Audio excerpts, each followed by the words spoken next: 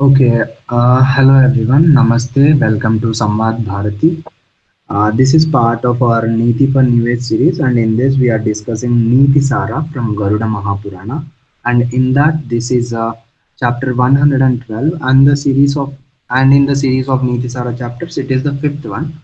And in this chapter, we have Rajaniti and qualities of different people that are employed by the king, and we also see the modern corporate relevance of it. And previously we have discussed till Niti 18. Today we will discuss from Niti 19 onwards. And the Niti 19, it talks about the rarest gem, qualities of certain people which are very rare. And let's see what they are. निरालस्याः सुसन्तुष्टाः सुस्वप्नाः प्रतिबोधकाः सुखदुःखसमाधीरा भृत्या लोकेषु दुर्लभाः.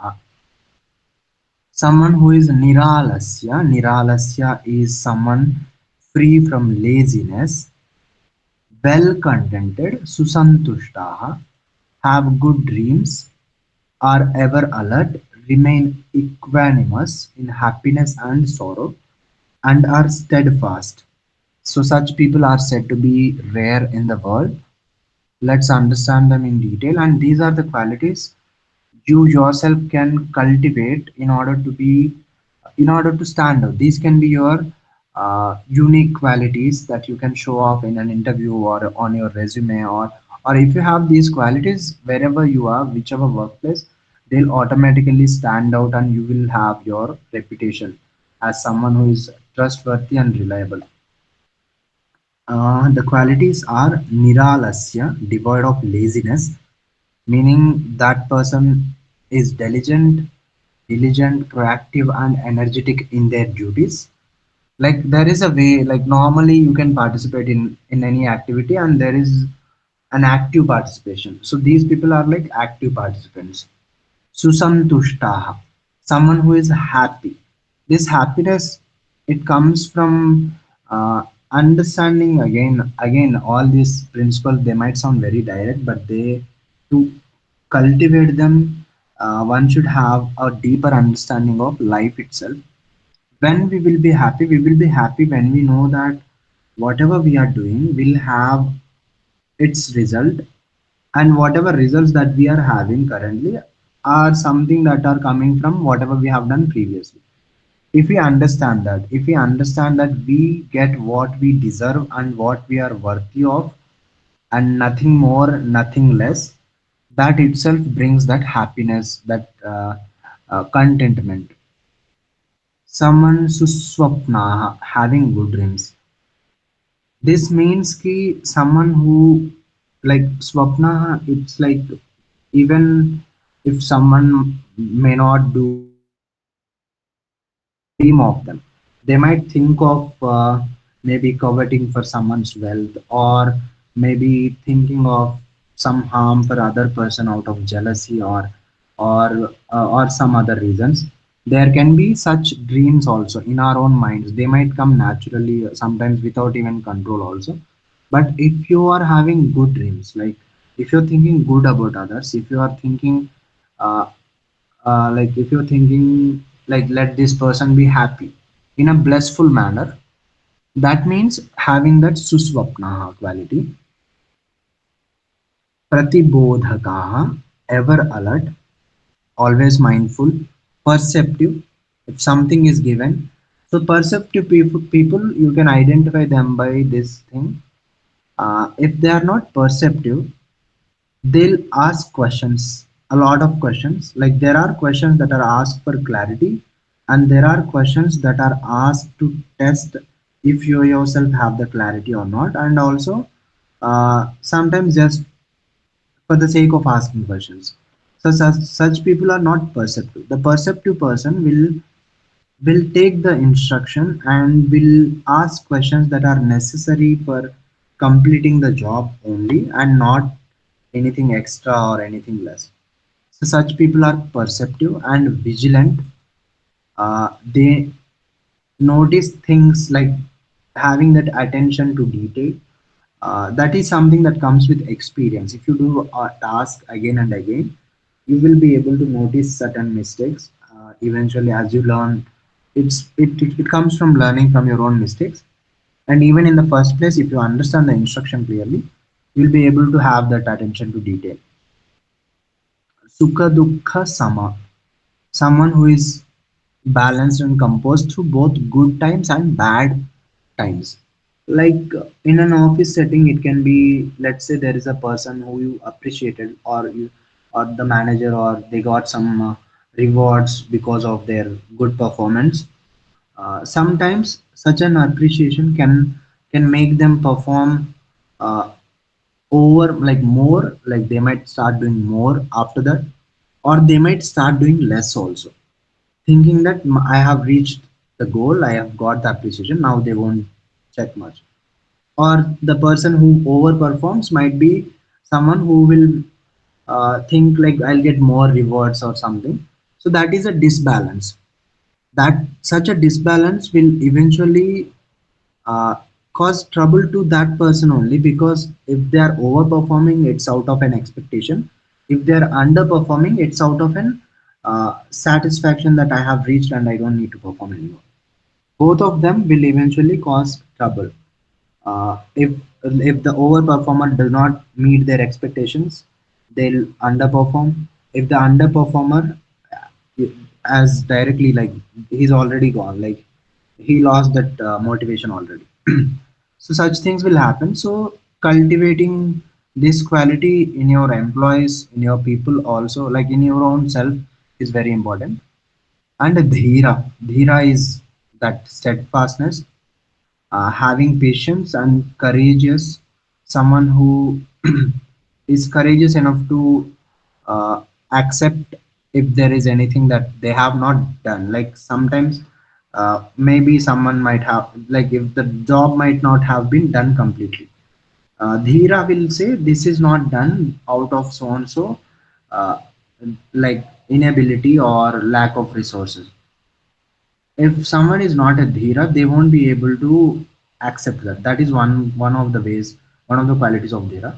Another is they can say no to others to complete this job. Like they can stay on it. There might be other distractions, and they might reject. They have the ability to reject and say I have this work. And they are someone who take up challenges. It's not always what one can do that they will have to do. There are tasks that one might not be able to do. There is some difficult task, and the dhiras will accept such challenges, and not just like randomly out of emotion or something, with some sense of groundedness. Like they will know, okay, this much I can do. If with this current knowledge, I might be able to, if I use so and so resources and all, I might be able to complete this task. So such is the mindset of a dhira. So all this again, that high character and high performance employee uh, is someone who have these qualities. You can go through them like I have explained previously. It's a similar thing. Mm, yeah, these are the six facets of a rare gem. A scenario, if we have to see, the company is facing a tough market downturn. Which employee is most valuable during this crisis according to the wisdom of this shloka? Rohan, a star performer who panics under pressure and complains frequently about the situation. This quality of complaining is also something, is the opposite quality of a dhira. Another person, Priya, a consistent performer who remains calm, maintains a positive attitude. This is very important, and proactively looks for solutions. So in this case, it will be Priya who can perform this task.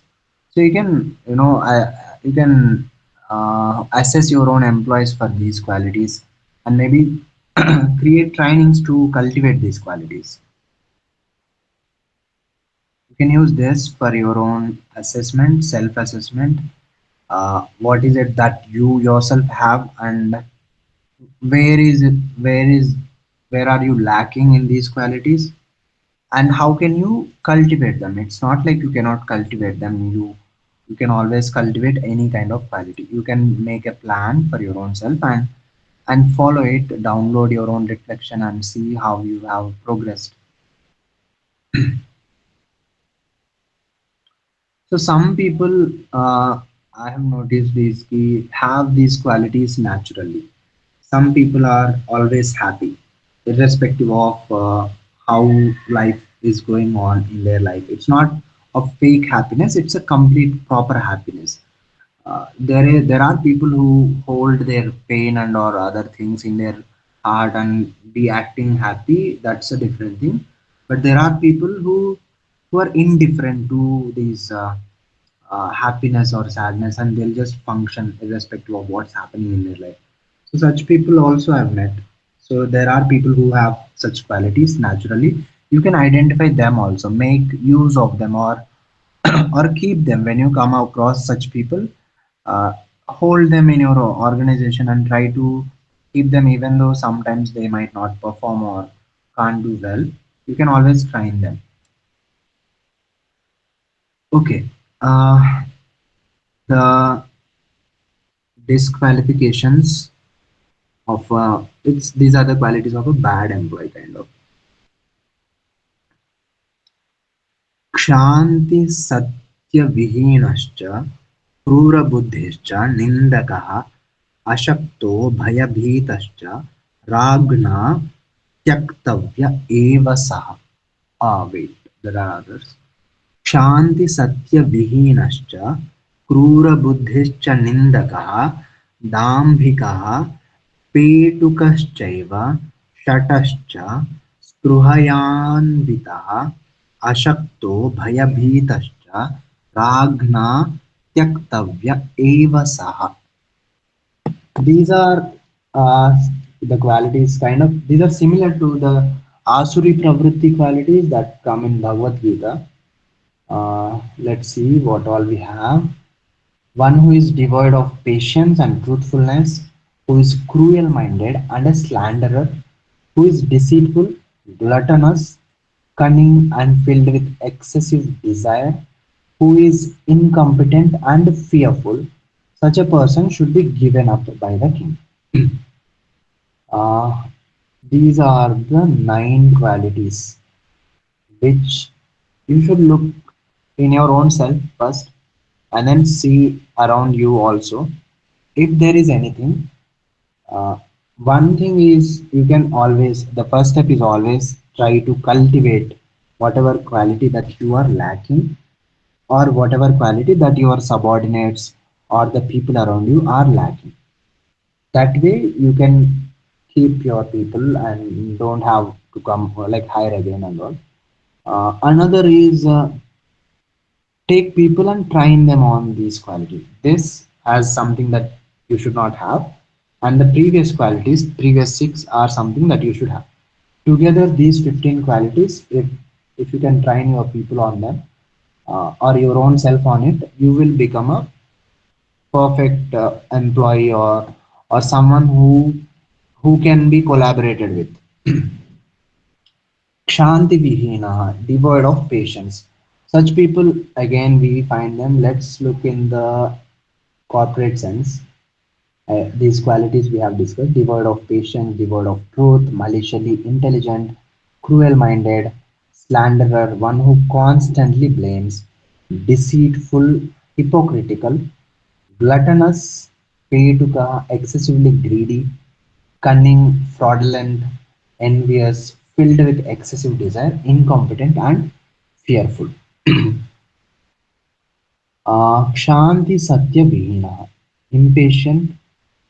Impatient employees are people who cannot listen. Basically, that's where you will find out impatience in the person. Like how you can test impatience is by uh, a simple talk. You can just make someone sit and make them listen. if you can understand from their body language if they are enough, like if they have the patience to listen. Especially if you make them listen from someone who is lower than their level, then their impatience will automatically come out. Uh, the second one, dishonest employee who cannot be trusted. Dishonesty, this can be caught easily. Like if you give a task and if they miss on some detail, and if they don't accept it, or if they cover up, if they even a small is not something. There's no degree in the life. Lies can be small or big, but you should treat them as equal, because if someone can lie for a smallest detail, they can also lie for a biggest detail. So they can repeat that. You can, first thing is you can tell them, like you can make them feel secure. Encourage honest behavior, encourage speaking truth, even if it is hurtful or even if it is not so good. And not in the sense that people will make comments or negative comments, but in terms of work and in the professional environment, always encourage honesty. The next one is, yeah, such people will create high stress environment because there is always something, some work left out which is not communicated. That creates a stressful environment. Next one is Krura Buddhi and Nindaka. Krura Buddhi, the office politician who uses their intelligence to undermine others. So this undermining, there can be like some level of this kind of quality which can be tolerated, which can be like in a funny way or in a way where the people have the such friendship, they can make such comments. But if someone is always finding errors, always looking down on others, always pointing out or making comments that are uh, in an undermining way, in a way that shows them down, and if they themselves cannot take a similar comment, then such a person is a krura buddhi.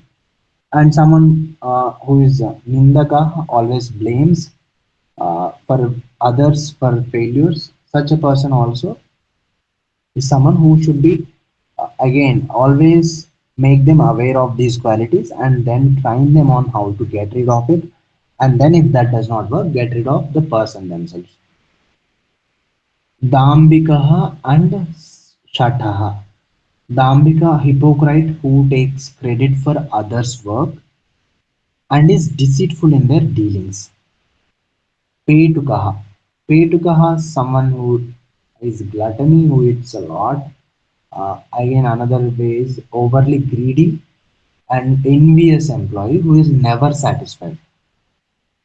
Like, yeah, that person we talked, right? If someone is appreciated, and if that changes their balance, if that makes them overperform next time, we don't want overperformance, we don't want underperformance. We want just enough and a little more, so that they progress. We don't want someone to outshine everyone or like give all of their energy and all to the work itself, and then kind of make others feel as if they are not working. Such an outperforming people we don't really want. We want someone who can work along with the team. And yeah, that creates unhealthy competition that makes others feel as if they can never reach such standard. So the incompetent profile, the ninth one is ashaktaha, someone who cannot perform in the first place, uh, not capable of doing the job, and is too fearful to take initiative or make decisions.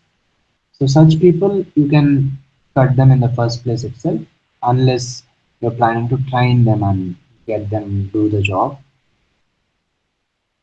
So these are all red flags in an employee, in your own self also.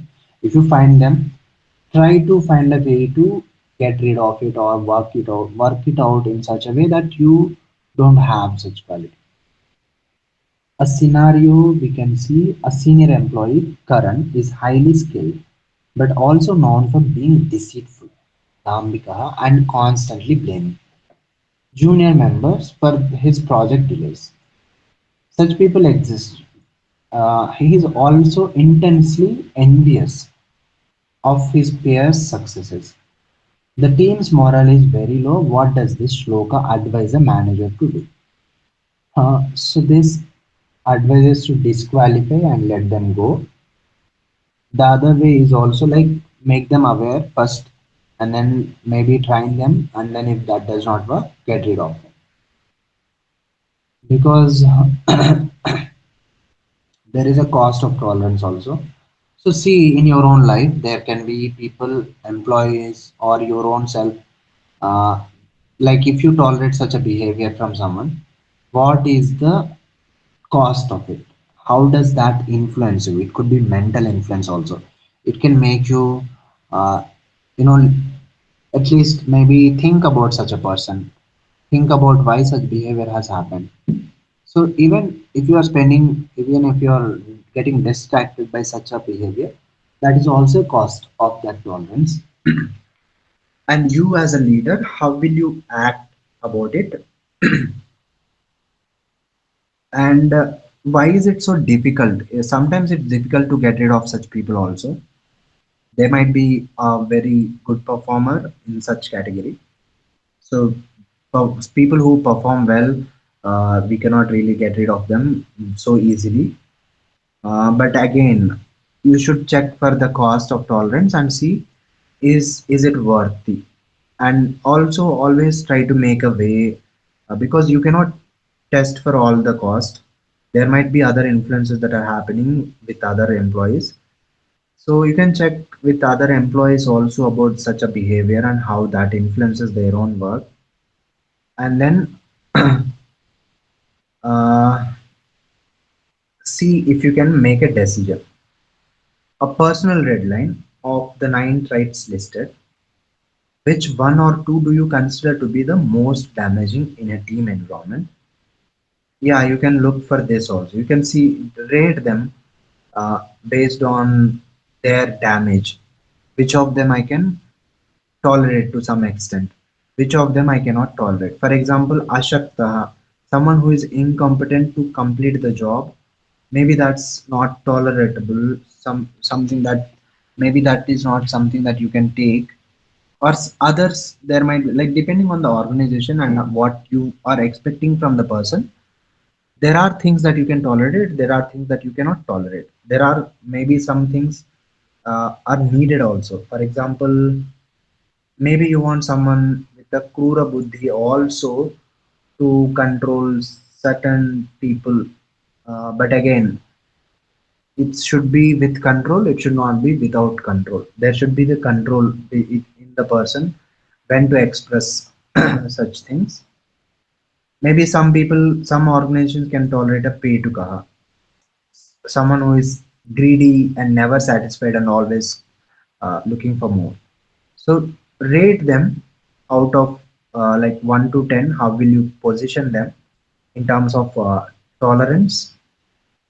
And then you can download your own reflection and see how you can practically use that knowledge in your own life. The next one, strategy of preparation. Let's see. सुसन्धानानि च अस्त्राणि शस्त्राणि विविधानि च दुर्गे प्रवेशितव्यानि ततः शत्रुं निपतयेत्. So it's a military strategy. Well-maintained missiles and various weapons should be brought into the fortress. Only then should one strike down the enemy. So you should not strike an enemy or move them without having the preparation. So recently, I think when this attack happened in Yeah, what is the place? The Operation Sindoor has been done, right? It is done because there is an attack. You remember, Pooja? Yes, in Pulwama, Yeah, no, not Pulwama. Recent attack in Kashmir.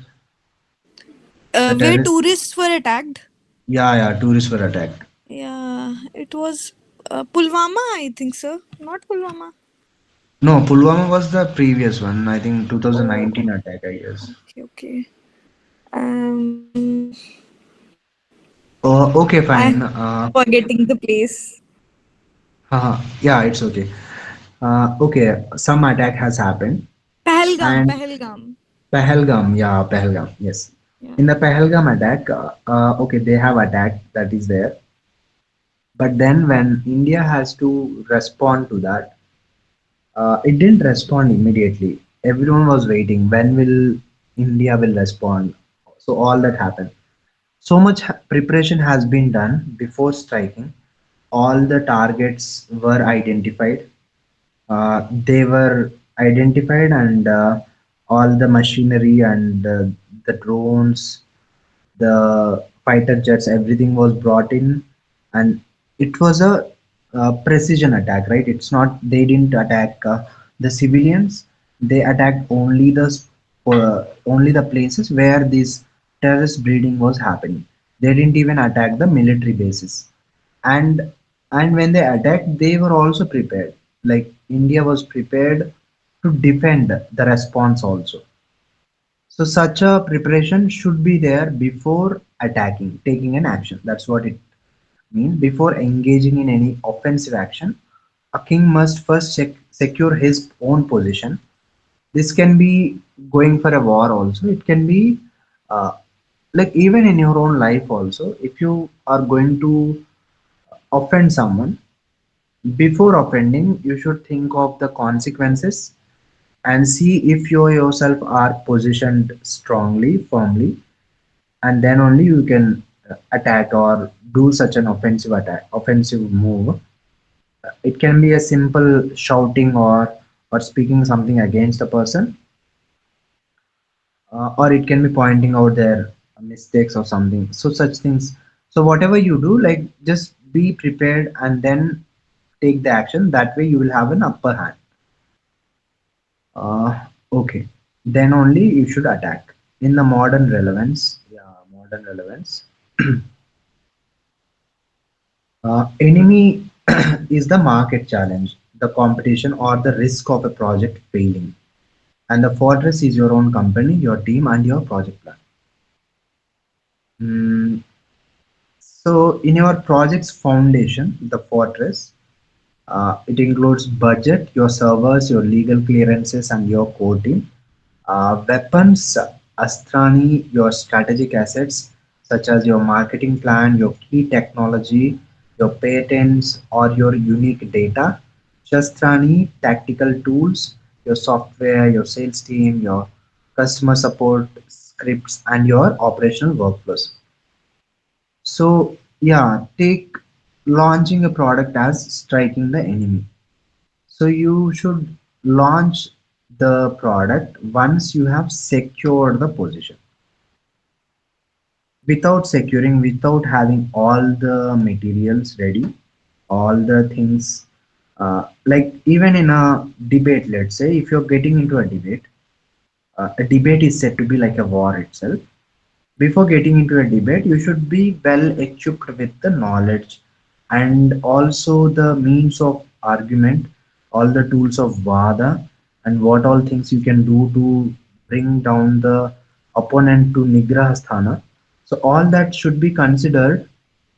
There should be certain level of preparation, and after that, whatever happens in that moment, in that particular uh, time, that will happen. Like, you will get that response, but before, you should be prepared. So it's about that, having a preparation before starting anything, especially if it's about attacking an enemy.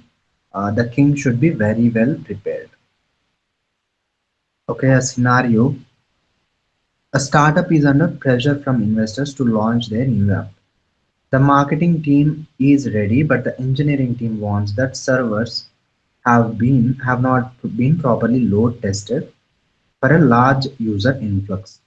What is the correct course of action according to this shloka? So you should postpone the launch because it will bring down the reputation. If you without preparation, if you launch the product and if it doesn't work properly, then it brings down the reputation. So you can use this journal for your own understanding, your challenge, your fortress, what all things, your weapons, and your action. So what is the action? How you are going to launch and when you are going to launch? You can take this. You can apply this for small tasks also, and even for at the level of a king also.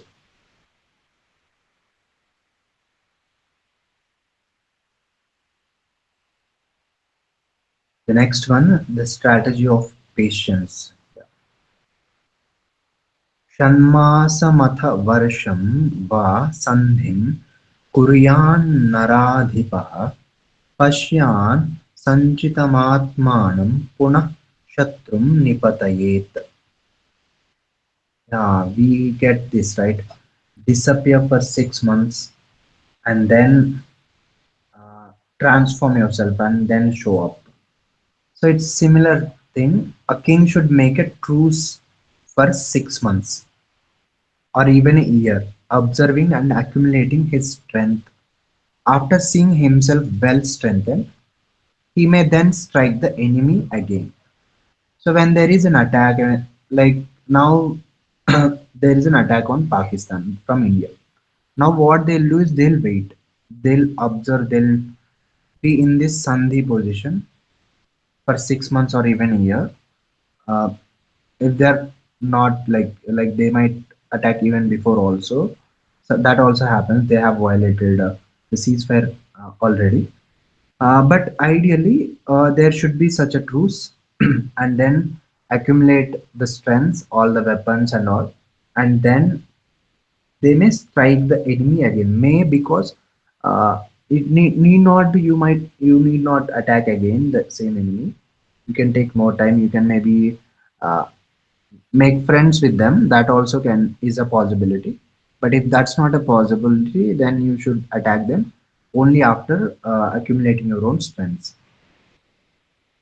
So it's a strategic pause. Sometimes pausing is not surrender. That's what one should keep in mind. So this purpose of this piece is to accumulate strength for your own self. So this you can apply for your own self also. If you are feeling low, if you are not able to perform well in your own life, then make a truce. Take time. Take a 6 month break or a 1 year break. Accumulate your own strengths. Be it could be physical training or it could be mental training. It could be both. So whatever you're looking for it, like you let's say you're looking for a job and you're not able to do it with the current strengths, then take a pause, accumulate skills, and then launch yourself. So it's like that. In a in a modern relevance, yeah, you should know when to avoid a costly war. Fighting is suicide. Sometimes fighting is suicide uh, because this happens right when there is a new product that has launched and it is doing well and you're not able to perform at par with that. Then you might think, okay, I'll spend more on marketing and so there is immediate action that is taken and there is a strategic pause. So when there is uncertainty, when there is a new enemy in the market, it's always better to take a pause. Take a pause if you are attacked. If you're attacked, then you should definitely take a pause. And if you're not attacked, then maybe you can continue and make the strategies parallelly. And then try to gain your own strengths, gather all the required material and all knowledge or or even the updates that you need to give to your own product, so that it can, when it launches again, it performs, it strikes the enemy. So that is the cycle. A scenario, if we have to see, your small company is in a feature war with a massive competitor who is copying your ideas and outspending you on advertising. You are running out of money. What does this shloka advise? This is something, I think this is happening these days because AI has come and there's so much of content already present out. People have done a lot of hard work to gather such content. They have done research. All their life's work is put out in the internet, and some random person will take that content and they might themselves present it as a new paper, or they might be making YouTube videos and all without proper referencing. So such things happen. So that's like a attack only on that work. So similar thing. So what that person, like what this shloka is advising. Again, when such a new thing comes, like an AI these days, you should take a truce, like make a truce, take pause, stop competing immediately, take time. It could be 6 months or 1 year, or it could be 1 month also, and then gather the strengths, understand what is happening, what has happened all of a sudden, what is this new launch that is happening, and then relaunch yourself. Yeah, the unwinnable fight, the current state, see what is it that you are not able to win over, make truce, decide how long the truce will be. It need not be 6 months, it can be less also, it can be more also. And then what all things you are going to gather in this particular truce, and then when you're going to launch yourself again. So you can use this for your own strategy.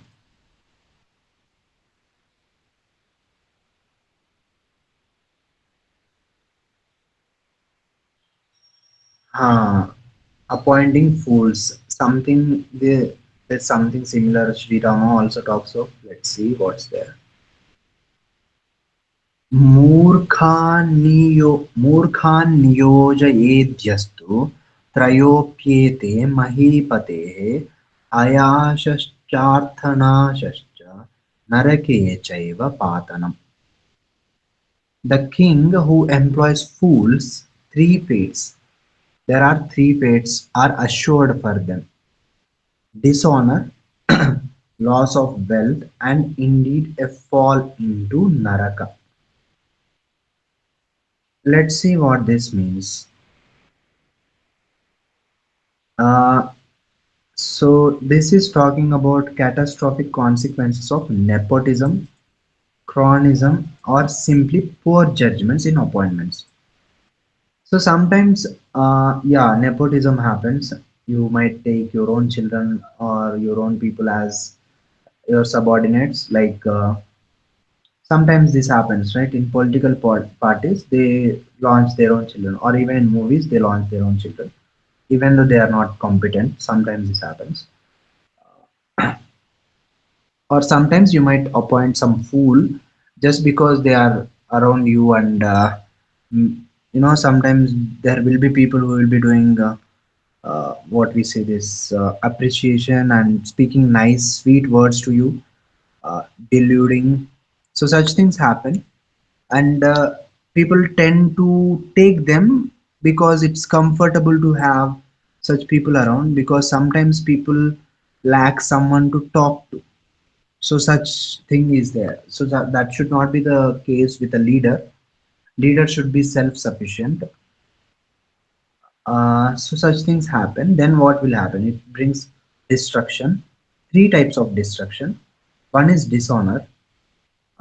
It is an immediate social consequences. People know, no matter how much one might try to show off or hide their foolishness, a foolish person, a person who is incapable, or someone who cannot perform their job well, it will eventually come out. That test will happen either by situations or by your own self. You will come across such things. So such thing, that thing will come out, and that will bring ayashaha, which is dishonor. So they'll be seen as weak, foolish, or corrupt, and then the kingdom will lose its good name and public trust. Arthanasha, loss of wealth. This is the tangible and material consequence. In place of fool, if you have hired someone wise, they'll improve the situation, but the fool will only waste, right? It's not just uh, like you can keep fools around you, like friends, or maybe colleagues, not colleagues, friends, or someone to hang out, but not as employees, right? When it comes to work, real work, when it's something that involves certain skill and certain task to be done in a certain time frame, there you cannot trade with fools. So that will bring loss of wealth. Then Narake Patanam, fall into the Naraka. So this is something that happens eventually after one leaves their body, because the fool will not stay foolish. Foolishness is what? Foolishness is unwise actions, which is basically that goes against a civilized society. It could be a pathakam also. Fool cannot discriminate between a pathakam and a punyam. So they'll perform pathakas, and they might even pull you into performing pathakas. So that will bring naraka in the future. In the corporate world, it's a bad hire basically. Murkha, who hires based on anything other than merit. So if this is happening, that means we are hiring fools, murkhas, such as personal feelings, family connections, or a desire to pay less. Yeah, sometimes this happens, right? If we can get someone at a low price, we tend to take them, and maybe we might think we can train them. But if we there will be cost of training also that we ignore, but then it eventually comes out as a loss. That will bring damage to professional reputation. The team will lose respect for you because of that happens. Clients will lose trust, and the product will fail publicly. Arthanasha, because there is failure, that becomes a wasted salary. So if you hire a fool, yeah, this redoing of work, this is something that happens. Imagine you gave a job to a person, and they have done the job, and they came and they said this is done. And then while reviewing, you identify certain mistakes, and you said fix them. And while fixing them, they have done more mistakes. Some new mistakes have come up, and then this cycle, it don't stop. With a fool, you cannot complete the job. At the end, you will have to micromanage and finish the job. So do not make the mistake of hiring a fool. Yeah, the next one, Narake Patanam, hell. Hell is basically what? In a workplace, it is toxic workplace, toxic environment. The fool will create chaos. The good employees will live in frustration, and the entire department or company becomes a place of misery, blame, and failure. So, in that way, the leader's career will end. So, it's better to have one wise person than a thousand fools. This is what Sri Rama tells Bharata. So yeah, you can always again like I always say, you can always train, educate, change people's behavior. That is always an option. And if that does not work, it involves active participation from the other person also. If that does not happen, then you can get rid of it.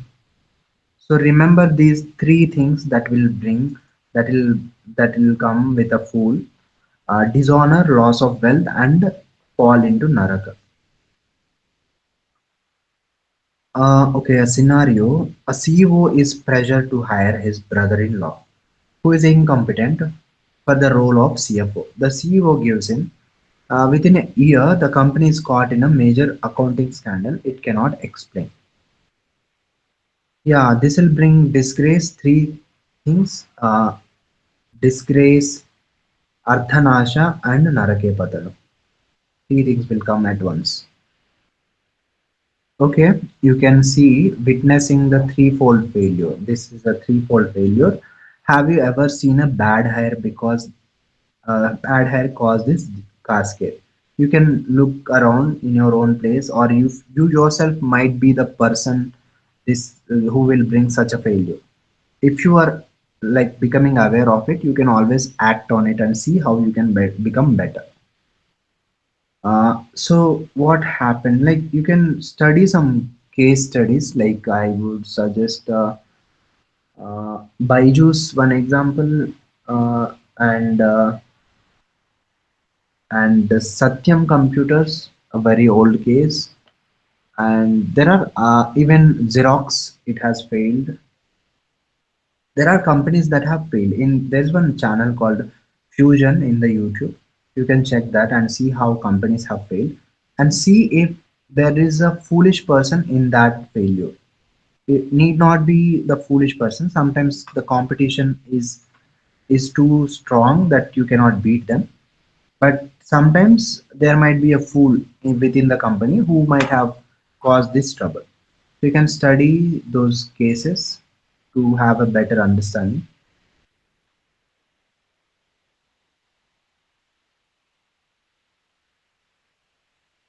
Okay, the leader is a reflection of the team, like that Yatha Raja Tatha Praja thing. Let's see what it says. यत्किञ्चित् कुरुते कर्म शुभं वा यदि वा अशुभं तेन स्म वर्धे तेन स्म वर्धते राजा सूक्ष्मते भृत्यकार्यतः. Once again, यत्किञ्चित् कुरुते कर्म शुभं वा यदि वा अशुभं तेन स्म वर्धते राजा सूक्ष्मते भृत्यकार्यतः. Whatever actions, be they good or bad, are performed by the servant, the king grows or diminishes subtly by those very actions. So the team is very important, and what they are doing is also very important. So most of the leaders, they are concerned about the work but not about other small actions, such as what kind of diet your team members are having, what is their lifestyle, how happy are they in their life, is there anything that you can do about it. So all these things, or even a simple within office setting, you can take care of like their health. Like you can have reminders to tell them to get up from their work and take a small walk, or some stretches to maintain their health, or have meditation rooms for them to have some breathing exercises, or bring some, or take them for a movie. So all these things. So do not uh, think only the work matters. There are other things that the servants will be doing. They also matter for the reputation of the leader or the organization. So in this case, yeah, if your employee they perform good action, it brings reputation. If they perform bad action, it brings bad reputation. In the modern relevance, the team's win is your win. So sometimes the leaders might think ki, if I train this my team so well, they might take my position. Such insecurity exists, but no, do not think like that. If the team wins, if the team grows, if the team members are doing well, even better than you, that only brings good name to you. Not, I mean, they themselves will also get the good name, but be happy about it. That will be credited to you as a leader. And the same thing, if they are doing mistakes, if they're not able to perform well, then that bad name also will come to you. Do not assume ki that is their mistake. Do not see. So what this means ki, do not see your team as something that is different or separate from you. See it as your own self. Whatever they do, that will have direct consequences on you. We can read through this same thing.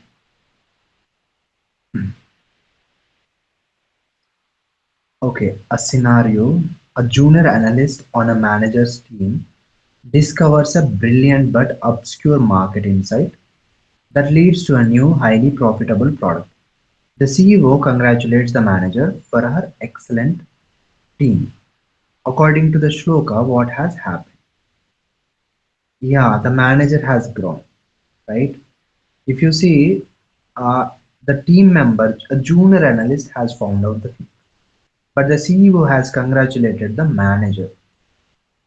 There will be appreciation for the team member also. It's not like they won't be appreciated, but the manager will also get an equal credit for having such a team member. So that's what it means. Your team is your own self, the reflection of your own self. You cannot say, you cannot, like sometimes this happens, right? If some person does some kind of mistake, leaders tend to put the blame on that team member and not take responsibility of it. That, that might appear as if you're escaping the mistake, but the higher authority or the higher leaders, they will see that as your own mistake, not the mistake of the team member, even though it is the mistake of the team member. So such a reflection is there, and such a appearance will be there of your own self. Okay, now you can reflect on how your fate is tied to your team and theirs to yours. Describe a time when a team member's good work directly and positively impacted. Yeah, you can think of it. Again, the opposite, and reflect on responsibility. How you can see that your team grows and your team performs well, and reflect on how does this shloka has changed your view on delegation and team management.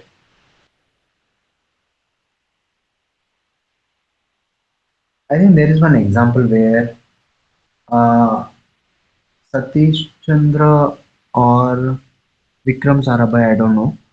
I think Abdul Kalam, APJ Abdul Kalam, he gives this example where at one time they failed in a project, and the leader, I think Satish Dhawan, Satish Dhawan, he takes the responsibility even though it was a team's mistake. Somewhere some team member has done something wrong. So leader should be like that. Leader should be able to take that responsibility of the team as their own self. And then if you can do that, that will give you a very loyalty, and they will perform not for the work or the money, but they will perform for you, for the sake, for that love of for that, they understand, like when you take that responsibility, the team will also understand ki, if I perform well, my leader will be happy, and if I don't perform well, my leader won't be happy. And they feel you, like if you treat your team as your own self, the team will treat you as their own self. So such empathetic bonding will establish between the team and the team leader, and then with that integrity, I think the team will succeed. Even if it fails, there won't be so much of distress. Okay, the next one, tasmad bhamishvaraha प्राज्ञं धर्मकामार्थसाधने नियोजयोद्भिः सततं गोब्राह्मणहिताय वै. Therefore, the Lord of the earth, King, should always appoint a wise person for tasks related to dharma, artha, and kama for the welfare of cows and brahmins. Yeah, cows and brahmins are like, we hold them sacred. and because their actions, they benefit entire community, and their, if they are trouble, if they are not in a good state, that will also cause, have a reflection on the entire community. So that is there. But in general, uh, a person, we should be, the king should hire a wise person, someone who is wise, discerning, judicious, and possessing foresight. So they should, for the sake of three aspects of life, there are four purusharthas: dharma, artha, kama, moksha. Among that, the first three are something that are directly addressed and taken care, and should be taken care by the king. And even when I think in Shanti Parva, Bhishma Pitamaha, he talks of three vargas when talking to Raj Dharma to Yudhishthira. So the three vargas are dharma, artha, kama. They exist for an individual also, and for a family. They exist at different levels. Ultimately, at the highest level, it is the king who has to take care of these things for the state. Dharma involves justice, law, ethics, and moral conduct. Artha is economy, treasury, commerce, and resource management. Uh, yeah, Artha. If you see, Arjuna is a very a well versed person in Arthashastra. He is someone who takes care of the Artha in the kingdom of Yudhishthira. Kama is about well-being, public well-being, arts, culture, infrastructure, and all that leads to fulfilled populace. Kama is also about aesthetics, having an aesthetic city, town, even having entertainment for the audience, entertaining activities, having arts and culture. The king should be preserving and should be have like directly involved in creating or preserving or performing such things. Even in modern times, the things like these IPL or cricket matches, or kabaddi matches, football matches, different kinds of TV programs where we get all kinds of entertainment. All this also come under the kama aspect. They also fall under artha also because they generate wealth, and they also fall under dharma also because they, in one way, they teach people about certain things, how to lead life or how to behave, all those things. So it's all interconnected, and that is something that is directly under a king. The king should take care of these things for the welfare of goes, that represents all forms of material wealth, sustenance, and economic prosperity, because cows form a very basis of many things, it, from agriculture, from milk and other things that it gives, and from purifying the air, or yeah, purifying the air, I'm not sure. Basic these things, because if we get milk and other things, if we can produce food, that forms a larger part of our life, and many other things like the pujas or vratas that we do all requires these materials. So it's a symbolic thing, and it's also direct. Brahmana, yeah, Brahmanas form the subtle foundation of the society. Subtle foundation means Brahmanas are someone who are directly involved with Vedas and the practice of Veda and yagnas and all those things. They are performed in order to live in harmony with the Devatas. Like how we have our own needs, our own material needs, Devatas also have certain needs, and when we give them, offer them certain things through whatever ritual that are there in the Vedas or in other Shastras, they become happy and they sustain us, our existence, or else it will bring some disbalance in the nature. Do not think of Devatas, I mean, you can think of Devatas as personified forms also, but Devatas are some. Think of devatas as natural forces. Through yagnas, these natural forces are satisfied. If they are not done, there will be trouble, there will be calamities, there will be diseases, all kinds of things. And also, all knowledge comes from Veda. All knowledge, in the sense, knowledge of Ayurveda or Shilpa Shastra or Dhanurveda or other all Artha Shastra, all other things, or even the music, dance, all forms of arts. It all comes from the Veda. So that Veda needs to be sustained and preserved in order to for us to be able to gain knowledge or create new knowledge and be able to perform function well as a society. For that reason also they are taken into focus, because if these two are taken care of, rest of the things are also taken care of. In the modern relevance, it is, yeah, here dharma, artha, kama. Dharma, head of legal aspects and also compliance and HR things, where HRs will communicate, right, the principles of the organization. What does the organization stand for, and what is it that you should be uh, giving for the organization, all the duties and all. So this forms the dharma aspect. Artha aspect, it's about finances, revenue generation, sales, all those things. Kama aspect, it's about customer experience externally outside. Within the organization, Kama aspect is having those vantage points, rewards, coupons, weekly fun activities, taking people out on a trip or on a movie or for a dinner. So having that, fulfillment within the organization, that forms the Kama aspect. For the welfare of, there will be Go Brahmanas. Who forms the Go Brahmanas? Go forms the wealth.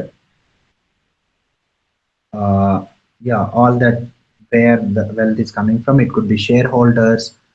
It could be profitability of the organization and financial stability. Brahmana, the wisdom and culture. Someone who holds the fundamentals of the organization. The fundamentals could be the principles. It need not be persons, and persons responsible for maintaining those principles. The principles like employee well-being, company culture, brand reputation, ethics, and societal impact. And yeah, this form the knowledge base and the source. There will be some source of knowledge from where all other products be created, right? So that source is the Brahmana for an organization. So yeah, the leader should appoint a wise person to take care of Dharmartha Kama for the Go Brahmana Hita, for the stakeholder, total stakeholder welfare. A scenario, a CEO needs to hire a new CFO, Artha leader. Two candidates are, is a financial wizard, candidate A, known for aggressive accounting that boosts short-term profits. Candidate B has a strong, stable record, is known for unimpeccable ethics, and has reputation for building transparent, long-term financial wealth. So we go for candidate B, and in the journal you can see, reflect on a key appointment you need to make. So when you think of appointments, you need not have an organization or you need not be a HR. The people you let into your life or the people you let go of your life, think of them as appointments or hirings in your own life and firings in your own life. Who should you fire and who should you hire? So we talked about certain qualities that should not be there. So such people should be fired, these people. And we talked about six qualities that should be there, rare. I think it's here. So such people we should be hiring. So that's, so this hiring and firing. It's something that helpful in when if you're a king.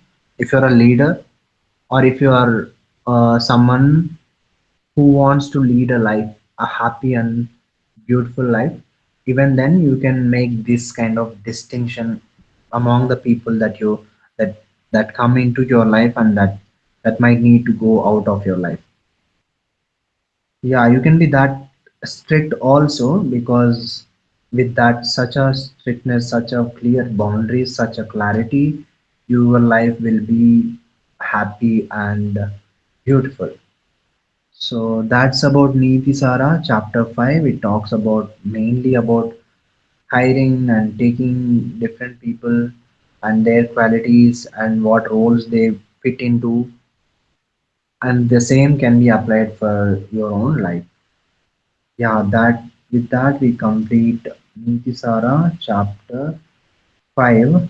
Next we will start with Niti Sara chapter 6 in our next class. Thank you. Thank you, sir.